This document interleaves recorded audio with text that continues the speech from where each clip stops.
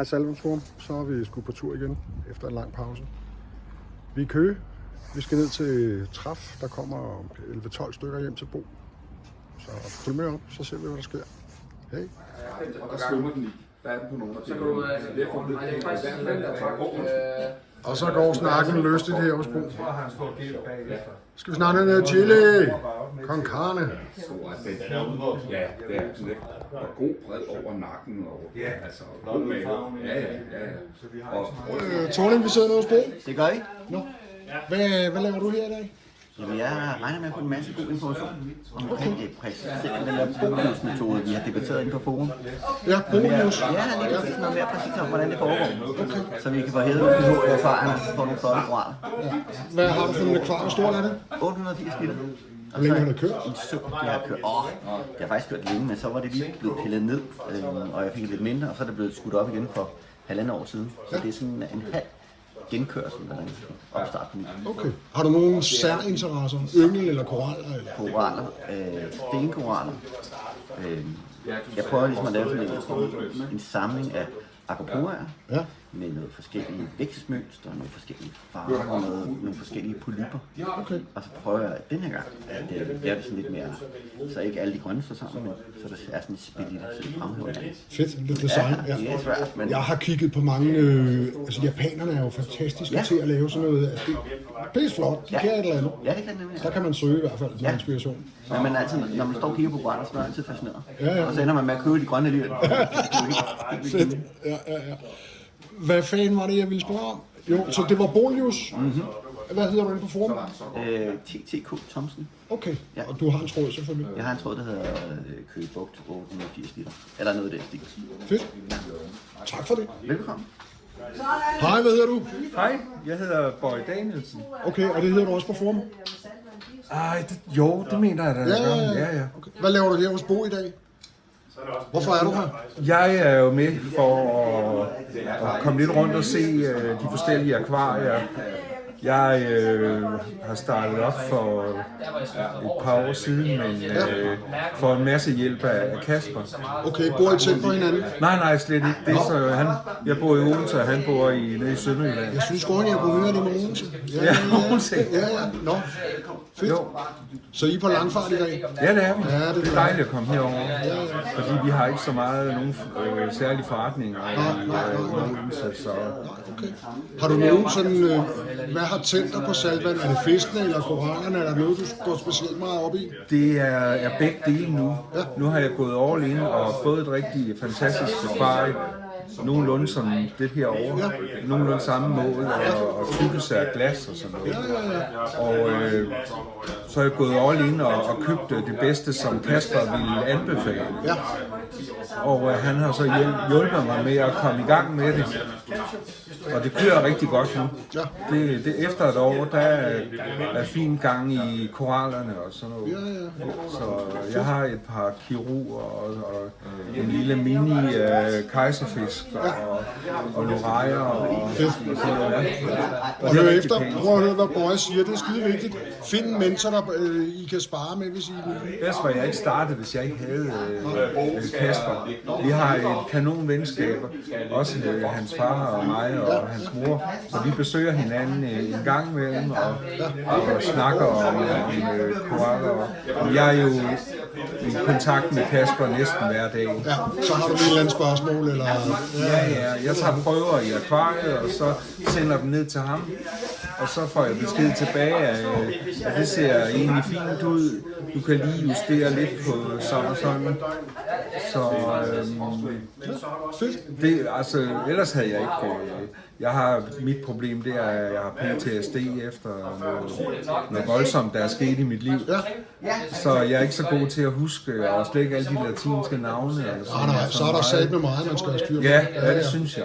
Så hvis jeg køber et eller andet, så spørger jeg ham, er det okay nu? Han mener så, at jeg kan have de fleste nu efter det år, det her har kørt. Tak fordi du ville dele det. Det vil jeg da meget gerne. Fedt, tak. Det er godt. Nej, jeg var i studiet. Hej, hvad hedder du? Jamen, jeg hedder Lene. Okay, og hvorfor er du her hos Bo i dag? fordi jeg synes, det kunne være interessant at møde nogle andre mennesker, der har saltvand også. Ja, fedt. Jeg er rimelig ny i. Okay, hvor længe har du haft saltvand? Siden juli 2020, tror jeg. Ja. Så, Så er du ikke helt ny. jo, jeg synes, at det er.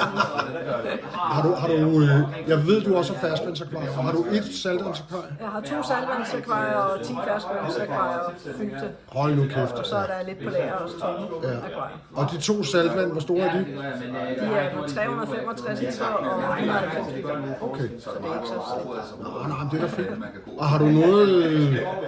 Hvad har fået dig over i saltvand? Er det fisken, eller er det korallerne, eller er det... Det er nok, fordi min jæse og hendes mand, de havde saltvand på et tidspunkt, og så når jeg besøgte dem, så synes jeg, det var meget fascinerende med anemoner, eller med koraller og med rejer og alt sådan noget kribbekrab. Der er ikke måske så meget fiskene, men... Og så når jeg besøgte Den Blå Planet og andre akvarier, offentlige akvarier, så synes jeg også, det har været en meget fascinerende verden. Og så tænkte jeg, det skal jeg da prøve. Det skal jeg da prøve. Men jeg synes, det er en lang vej. Ja, det er det også. Det er ikke nemt, og det er heller ikke billigt. Nej. Dem, der siger det... Ja. Jeg sad lige, Bøje sad her før og fortalte, at han bruger Kasper rigtig meget som sådan en mentor. Har du en eller anden mentor, du bruger meget? Sådan? Jeg vil nok sige, at jeg har spurgt mange og fået mange forskellige svar, og det er ikke vejen frem. Nej, lige præcis. Så har jeg snærpet det ned til at spørge nogen, som jeg sådan tror forstand. Ja. Men ellers er det en jungle, og finde ud af, hvem der kan og hvem der ikke kan. Hører I det alle sammen derude? Det Lene siger, det er rigtig vigtigt. Der er rigtig mange veje til Rom. Og jeg har også set en hel masse YouTube også, lige fra dem, der tager der kvarm og vælter det hele i og har fisk i for dag 1, og så dem, der kører i flere måneder. Og der må man også sortere rigtig godt og grundigt fra, og måske tage det, man prøver. Jeg har slået meget ihjel af koraller og fisk, og jeg synes, det er måske lidt tysk, hvor meget andre også slår ihjel, fordi det selvfølgelig ikke er sjovt. Alle mine fisk er døde. Fordi enten forkert vejledning, eller begynder-problemer, eller hvis jeg spørger en eller anden, at den her fisk, den er nem, ja det er den, og så spørger jeg næste om den, eller den her koral er nem, ja det er den ikke. Og det er sgu lidt trist, og jeg har været tæt på op i rigtig, rigtig mange gange. Og vældig lidt, det er vigtigt, synes jeg, fordi det er fordi, det har været svært at finde rundt, så du starter med at sige, at du har fået rigtig mange forskellige. Det er svært at finde rundt, og det er svært at få hjælp, når man bor på Lolland.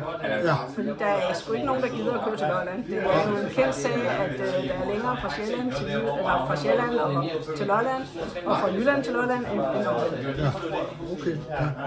Det har jeg da lidt fornemmelse af. Ja. Så hvis man vil have saltvand, så skal man ikke bo på Lolland. Nej. Medmindre man har biler, der kører.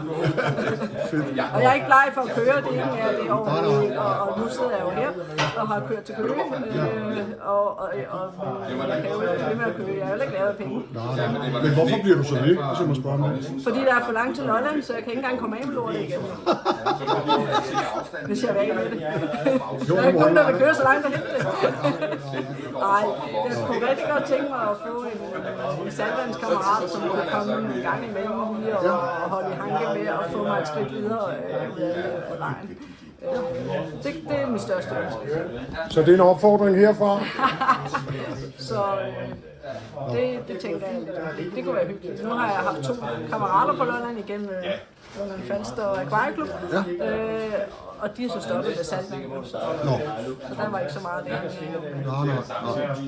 Vi må lave noget reklame, så der kommer nogle flere. Ja, men jeg tænker, du er også velkommen til at komme ned og se det bliver meget godt. Ja, det er det. Så giver jeg i hvert fald en kop kaffe. Tak for snakken. Jamen selv tak da. Hej der. Har du inviteret laks med? Jeg har fisk med til folket. Det er det faktisk. I må selv dele rotten med lidt fisk.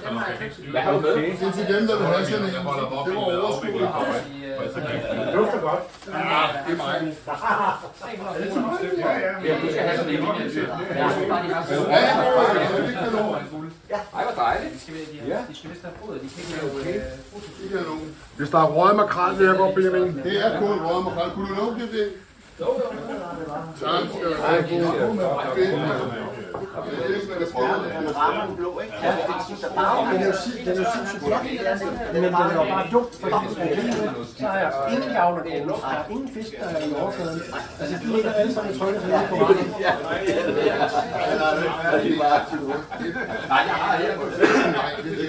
Nej, så det er markant, men det er vægtig skat.